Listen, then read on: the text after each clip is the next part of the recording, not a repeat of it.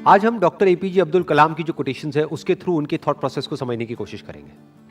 जो उनका सबसे पहला कोट है और सबसे फेमस कोट है वो है, you have to dream before your dreams can come true. There are two ways of living life. एक ऑप्शन तो ये है कि जैसी हमारी रियलिटी है वो हमारे फ्यूचर को डिफाइन करे। फॉर एग्जाम्पल, आज आपकी करंट रियलिटी ये है, इस लेवल पे है, आपके पेरेंट्स ने यहां तक अचीव किया है, तो अगर उसके बेस पे आपका फ्यूचर डिसाइड होगा तो मैक्सिमम वहां से आप यहां तक सोच सकते हो। आपके पेरेंट्स भी यहां से यहां तक सोच सकते हैं, उससे ऊपर नहीं सोच सकते। बट अगर हम चाहते हैं कि हमारा जो फ्यूचर है वो प्रेजेंट से और पास्ट से बिल्कुल अलग हो, तो उसके लिए ड्रीम्स की जरूरत है, उसके लिए इमेजिनेशन की जरूरत है कि वो इमेजिनेशन आपको भगाए, ना कि आपकी जरूरतें या आपकी मजबूरियां आपको भगाएं। और इमेजिनेशन की खास बात क्या है, आपके हाथ में पूरा कंट्रोल है कि आप कहां तक सोच सकते हो, आप कहां तक इमेजिन कर सकते हो। उसका आपकी रियलिटी से कोई कनेक्शन नहीं है। हो सकता है आप एक ऐसे बैकग्राउंड से हो जहां से कि वो इमेजिनेशन दूर दूर तक मैच नहीं हो रही है। और इसका सबसे बड़ा एग्जाम्पल कौन है? Doctor APJ Abdul Kalam.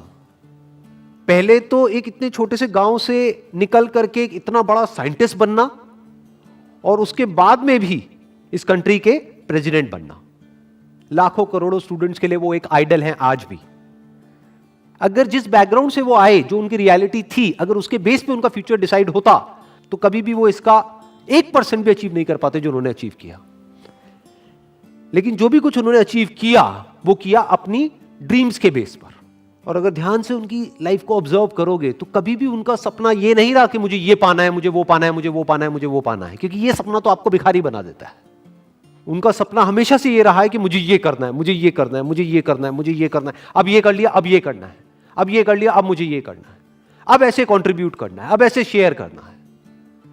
In fact एक आदमी की असली पहचान इससे नहीं होती कि उसको कितना मिला है, क्योंकि अगर इसी से होती तो सबसे ज्यादा लाइफ में किसको मिलता है? एक भिखारी को पूरी जिंदगी सिर्फ मिलता ही मिलता है। तो एक आदमी की असली पहचान इससे नहीं होती कि उसको कितना मिला है, बल्कि इससे होती है कि उसने क्या दिया है। तो अगर उनकी लाइफ को आप ध्यान से ऑब्जर्व करोगे तो आप एक ही चीज नोट करोगे कि उन्होंने सिर्फ दिया ही दिया है। बड़ी सिंपल लाइफ जी है उनकी लाइफ को अगर आप ऑब्जर्व करोगे, बहुत ही simple life, down to earth life. और लाइफ का सिर्फ एक ही मिशन रहा है कि किस तरीके से मैं कंट्रीब्यूट कर सकता हूं, किस तरह से जो आने वाली जनरेशन है उसको इंस्पायर किया जा सकता है, किस तरह से बच्चों के अंदर जो एक स्पार्क है जो हर बच्चे में होता है उस स्पार्क को इग्नाइट किया जा सकता है। यही उनकी पूरी लाइफ का मिशन रहा है। ऐसी लाइफ कैसे पॉसिबल हो पाई?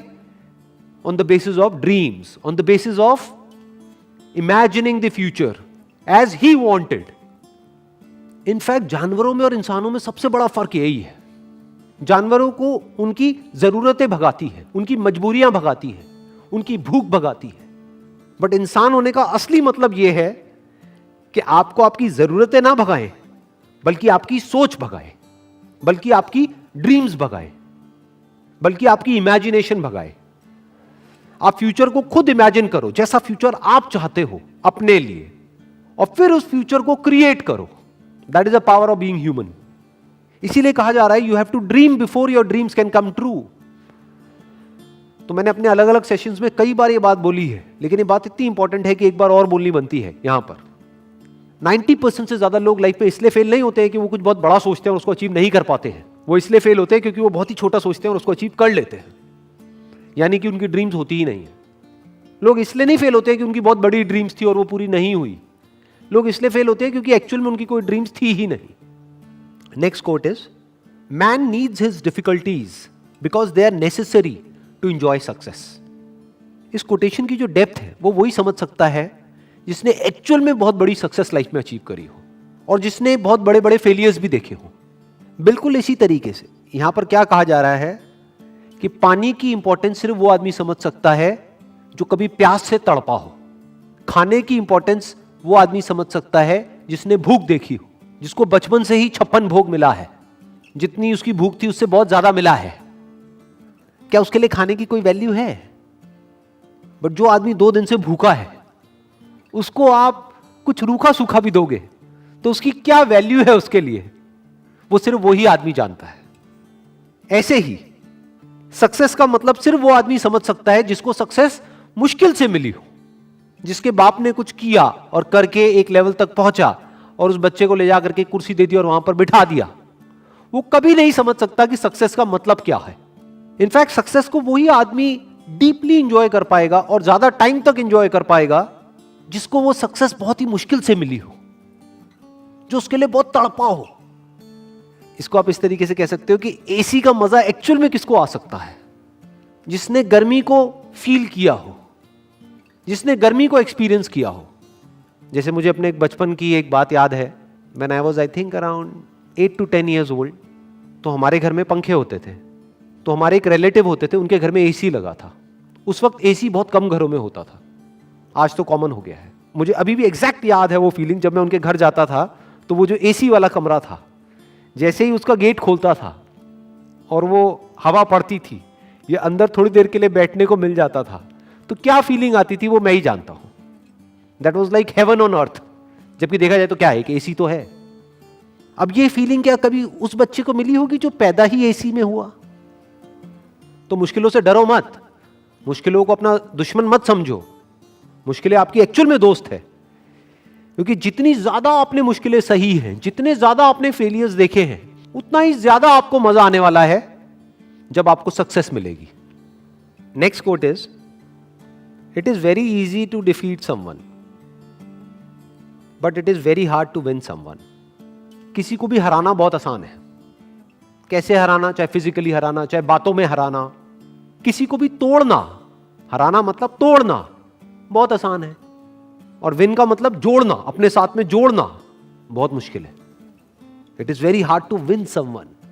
कैसे जीतना? उसका दिल जीतना, उसको जीत लेना, उसको दोस्त बना लेना, उसको अपना बना लेना, उसको अपने साथ जोड़ लेना बहुत मुश्किल है।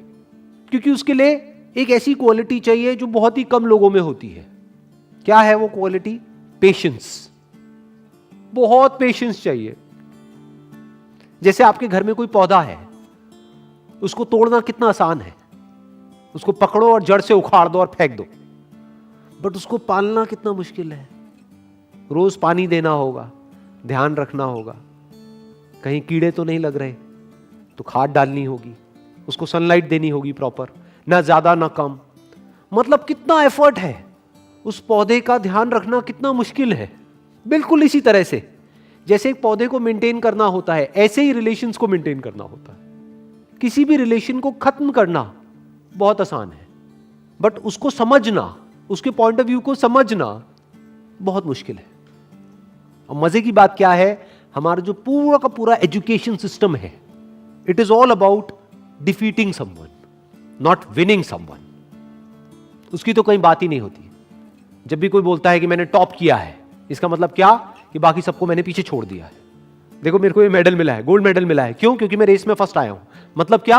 मैंने बाकी सबको हरा दिया है। I have defeated everyone else. तो हमारी जो ट्रेनिंग हो रही है बचपन से ही, कंडीशनिंग हो रही है, जिस तरह का एटमोस्फेयर है चारों तरफ, जिस तरह का हमारा एजुकेशन सिस्टम है, जिस तरह की घर पे बातें होती हैं, जिस तरह के कंपैरिजंस होते हैं, यहां तक कि भाई बहन को भी नहीं बख्शा जाता है, आपस में लड़वा देते हैं कि देख तेरी बहन कितनी अच्छी है पढ़ाई में, तू कितना गया गुजरा है, तू कितना निकम्मा है। तो ये क्या किया जा रहा है? कंपटीशन करवाया जा रहा है और एक दूसरे को पीछे छोड़ने की कोशिश करी जा रही है। चारों तरफ किसी दूसरे को हराने के बारे में सोचा जा रहा होता है। तो ये तो हमारी रग रग में दौड़ रहा है। किसी को तोड़ने के लिए जो चाहिए वो तो हमारी रग रग में दौड़ रहा है। तो सवाल ये उठता है कि किसी को जोड़ने के लिए, किसी से जुड़ने के लिए और किसी को अपने साथ जोड़ने के लिए, किसी को अपना बनाने के लिए क्या क्वालिटीज हमारे अंदर होनी चाहिए, वो समझना पड़ेगा और वो अपने अंदर डेवलप करना पड़ेगा। उसके अंदर सबसे बड़ी क्वालिटी होनी चाहिए पेशेंस। दूसरी होनी चाहिए केयरिंग एटीट्यूड, कि ये नहीं कि आप पूरी तरह से सेल्फिश हो जाओ, अपने बारे में सोच रहे हो। सामने वाले की केयर करनी होगी, सामने वाले की जो फीलिंग्स है उसकी केयर करनी होगी। अगर दूसरे वे में देखा जाए तो एक तरफ से क्या हो रहा है, जब आपने किसी को हराया तो जिंदगी भर के लिए आपको एक दुश्मन मिल गया, क्योंकि अब वो मौका ढूंढेगा आपको हराने का, और आज नहीं तो कल आपको हराएगा। वो किसी भी तरीके से आपको हराएगा। तो आपको क्या मिला? किसी को हरा करके एक जीत मिली छोटी सी, लेकिन जिंदगी भर के लिए एक दुश्मन मिल गया। दूसरी तरफ से अगर किसी को हमने अपना बना लिया, तो अगर हम किसी वजह से हार भी गए on a temporary basis because of some reason, तो वो हार बहुत छोटी है उसके आगे जो एक्चुअल में हमको मिला है। क्या मिला है? जिंदगी भर के लिए एक दोस्त मिल गया है। और दोस्त अगर एक्चुअल में दोस्त हो, वो नहीं जो सिर्फ मतलब के लिए होते हैं, दोस्ती अगर असली दोस्ती हो तो उसकी वैल्यू पैसे में आंकी नहीं जा सकती है, या ये कह लो उसकी कोई वैल्यू ही नहीं है। That is priceless. देखो ध्यान से समझो क्या हुआ कि जब भी आप किसी को हराते हो तो याद रखना, आपको लग रहा है कि आपने उस एक को हराया है तो मेरा एक ही दुश्मन बना। अरे आपका एक दुश्मन नहीं बना है, उसके सारे दोस्त भी तो आपके दुश्मन बन गए। तो अब आपका एक दुश्मन नहीं है। अगर इस आदमी के 1000 दोस्त हैं तो अब आपके 1001 दुश्मन है।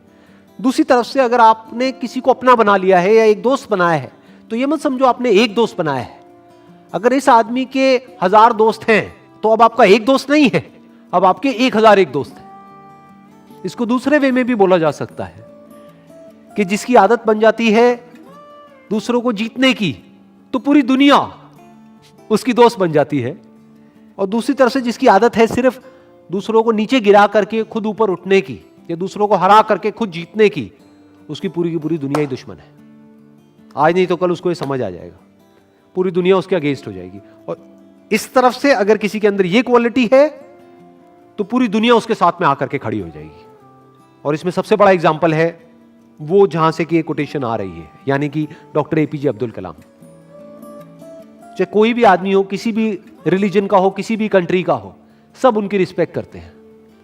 ऐसा कैसे हो पा रहा है? इसका मतलब यह है कि उन्होंने सबका दिल जीत लिया है, सबको अपना बना लिया है। अभी आप लोग जो मुझे वीडियो में देख रहे हैं, मैं आपको स्ट्रांगली रिकमेंड करूंगा कि डॉक्टर एपीजे अब्दुल कलाम की एक बायोग्राफी है जो कि गुलजार साहब ने लिखी है। वैसे मैंने अपने पहले भी एक वीडियो में रिकमेंड करी थी, लेकिन अभी तक आपने अगर नहीं सुनी है तो I strongly recommend you all कि एक बार जाकर के आप उसको सुनो, तो उससे आप और अच्छे से समझ पाओगे डॉक्टर कलाम को और उनकी विजन को और उनके मिशन को। Wish you all the very best. Thank you so much.